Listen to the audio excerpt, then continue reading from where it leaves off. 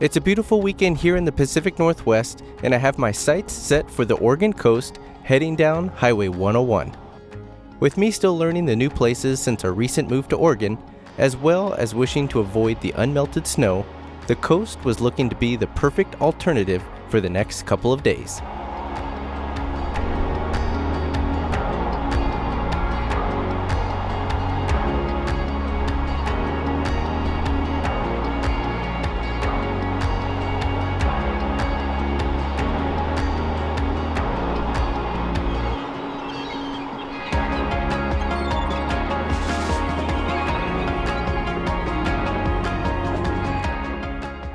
With having a little extra time before needing to find camp, I wanted to make the most of a couple spots along the scenic drive.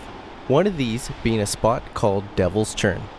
This narrow inlet developed over many thousands of years as wave action carved into the basalt shoreline, which first formed a deep sea cave whose roof eventually collapsed. As the tide comes in, it can throw spray several hundred feet into the air when the waves reach the end of the churn. Just remember though, when visiting places such as this, always be cautious of your surroundings, as these violent waves can easily sweep you off your feet if standing too close. Or worse yet, making for a soggy drive onto your next spot with being in wet clothes.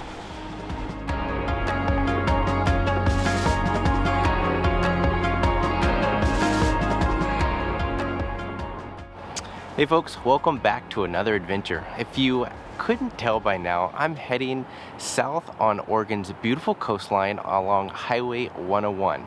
I've been on this highway a few times in the past and it's absolutely stunning and so much to see. Extremely thankful for the weather that I have as far as blue skies and sunshine.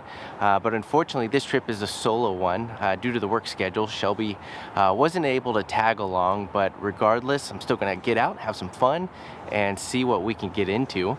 The name of the game for this trip overall is to visit some familiar spots as well as some new ones right along the coastline, but also venture inland into some of the national forests and check out some new dispersed campsites so I can start adding those to my map. It's been a little bit of a struggle putting some pins back into that because of our move here to Oregon. I'm starting all over again, so have to kind of reset the playing field, if you will, and start finding everything all over as opposed to the number of years that I had spent in Washington.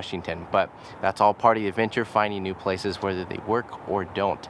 But either way, it is a couple hours until sunset, so I'm going to work a little bit further south and check out sunset right at the Hest lighthouse. That's the goal, and hopefully some of these colors will pop a little bit more as the sun starts to set. So let's hop back in the car and see what we can get into.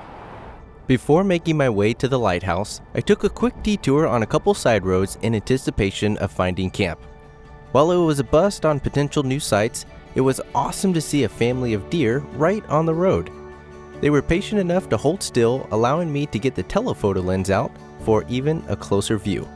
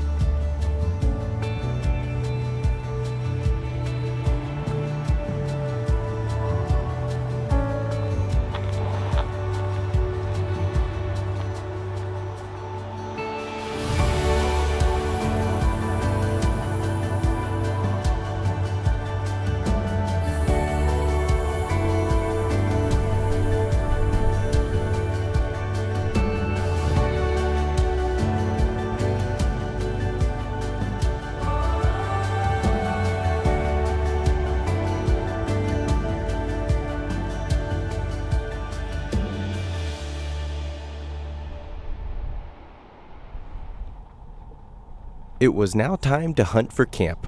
While I always enjoy watching sunsets, it makes for an interesting evening afterwards when needing to find a place to sleep. However, I'm incredibly thankful and happy with the latest additions on the Jeep. These include both the ditch lights and area lights to help in these exact situations. Don't worry though, I'll have a full video showcasing these updates and the amazing work the team over at Mule Expedition Outfitters did in helping make my vision come to life. Alrighty, so the hunt for camp this evening begins. There's quite a few forest roads, actually not too far from the lighthouse, so I'm venturing up those. Checked them out on the map, they looked somewhat promising, so we're just gonna see what happens. But one thing I am loving are these new ditch lights. Over 4,000 lumens from the Baja Design Squadron Pros, really helping with the side and front coverage, which I really struggled with the stock headlights on the Jeep Grand Cherokee. They're not bad, they just don't give enough output and juice, especially on the sides. So being able to like actually see with confidence, especially going around corners late at night, is really nice. So let's see if we can find camp and probably call it an early night. I'm pretty tired.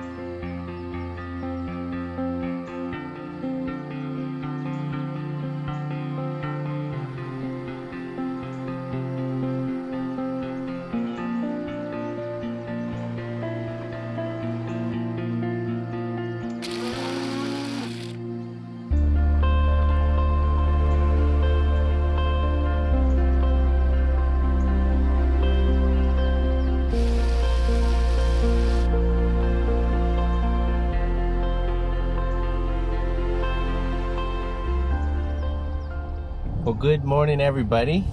Camp last night turned out to be a big time win. Came in late last night and fortunately couldn't see much, but the stars were certainly out. Woke up this morning to beautiful views of a valley just right alongside this kind of ridge that I ended up camping next to, and could ever so slightly hear like a river or a creek not too far away, so that was really nice to fall asleep to. But for today, I'm going to explore some of these forest roads here. Looking at the maps, it looked like there was a potential that they connected in one giant loop to then spit me back out on Highway 101. So we're going to explore a little bit of that, maybe see what other potential campsites there are along the way, and maybe check out more of the ocean and all the views later this afternoon. So let's see where these roads take us.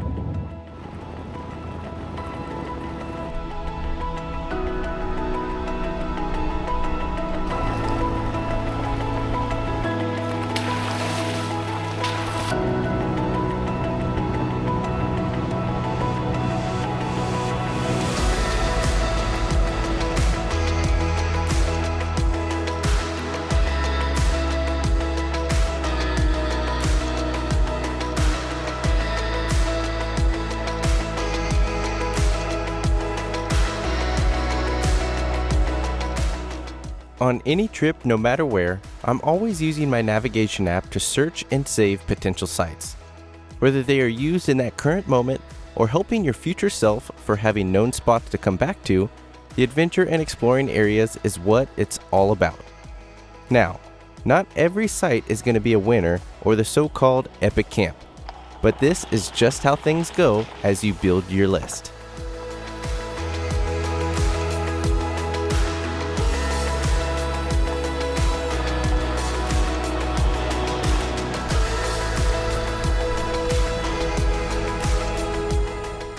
After many hours of driving and checking out nearly all sides burr roads, most sites I came across were fairly decent. While we're always looking for the most spectacular views, many of these places were nestled within the trees or even right off the road. However, there was one that completely took me by surprise, and believe it or not, I almost drove right past it.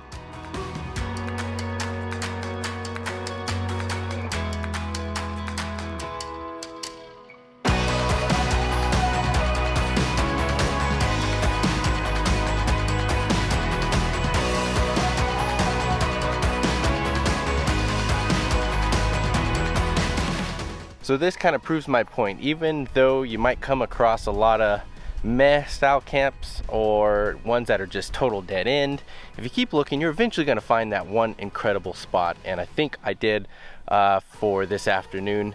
You're on this exposed ridge, so it's a little windy, but the views are incredible, 360 degrees around. Definitely put this one on the maps to come back to. Maybe tonight, we'll see. But wow, this is a good one, and you just never know. It was one of those roads where let's just see where it goes, and here it is. And I almost passed on it. I almost passed on it to keep going. So, gonna grab a quick lunch, and we'll keep exploring. As incredible as this area was, the forecast was calling for a complete 180 from the current sunshine. With how exposed this ridge was, and knowing clouds were soon to be coming in, I put a pin on the map for a future visit, and continued on to find something a little more protected from the elements.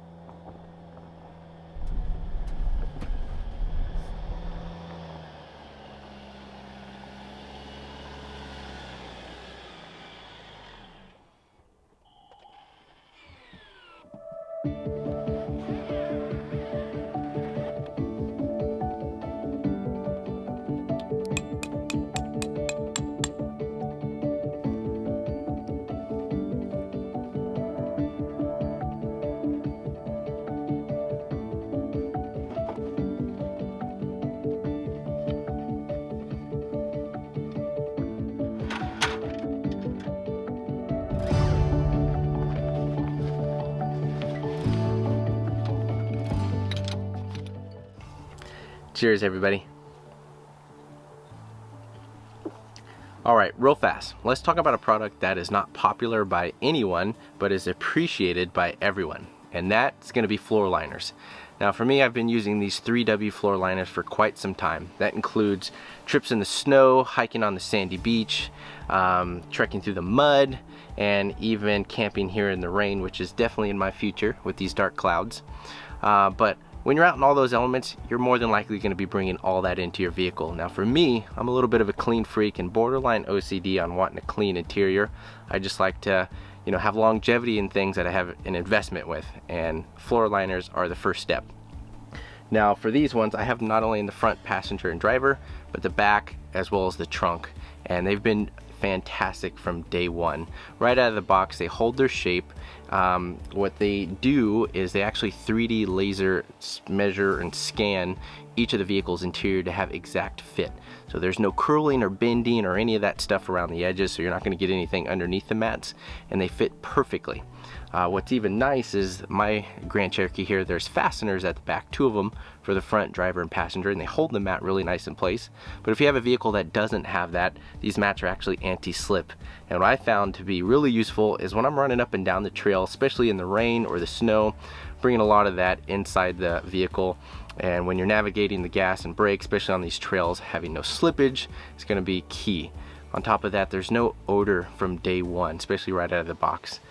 Some mats, especially cheaper ones, have that odor you just can't get rid of, and they really kind of contain inside the car. These ones, you don't have any of that, which is fantastic. What I really love is even the design too. There's a nice tread pattern on top, which is really cool, but each of those grooves act as a recess point for all the water to kind of hold into for when you're getting ready to clean or wipe it down, which is really nice. They're durable, you know, waterproof, stain proof. If you have dogs or even a family, they're going to be great to just hold that longevity and value of your car, which I love. But it's kind of one of those purchases. I know it's a floor mat. Why are you talking about a floor mat?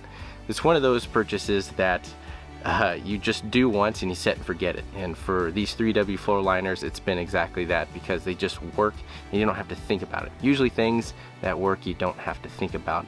Problems are the ones that you're constantly hunting to navigate and fix. So these ones have been amazing. I'm really liking them so far. If you are looking to get some floor liners, especially if you haven't updated yours, or worse yet, you're using the stock carpet mats, definitely give a look at the description below. I'll have a discount code for you to use to save a couple dollars, and in turn that helps me greatly with my channel to continue doing videos such as this. So definitely give a look if you at least just want to check it out and learn more. But otherwise, I'm gonna get camp set up here, especially the fireplace, because it's starting to get cold and I want to get things all set up, especially before the rain starts to fall. So let's get to it.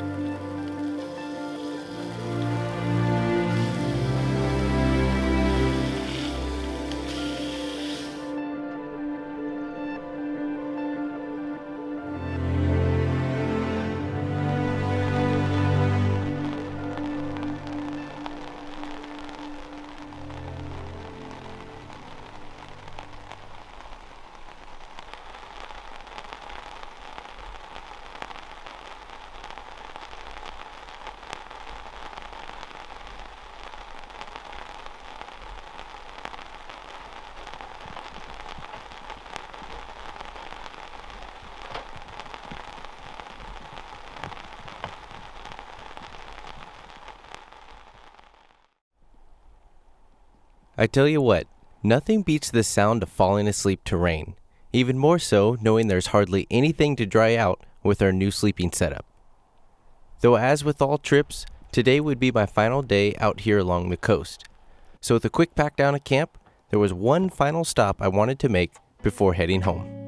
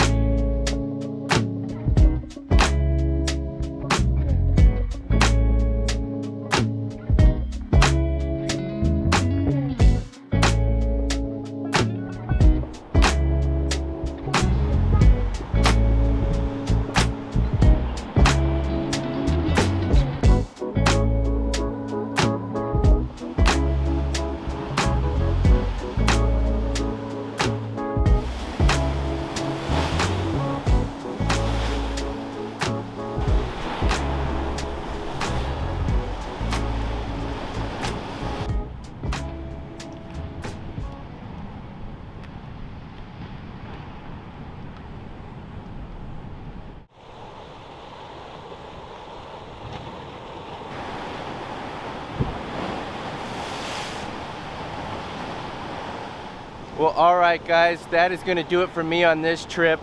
It's been absolutely incredible, from being right here on the ocean front to going into the national forest and finding some incredible camps. Just goes to show that even with a couple days, you can still have an incredible adventure. You don't need weeks or months and endless time to get out and explore, even in your own backyard, which is exactly what this trip was. So with that, I hope all of you have an incredible summer season and get out and have some awesome trips planned. But as always, I sincerely appreciate your support, and until next time, safe travels.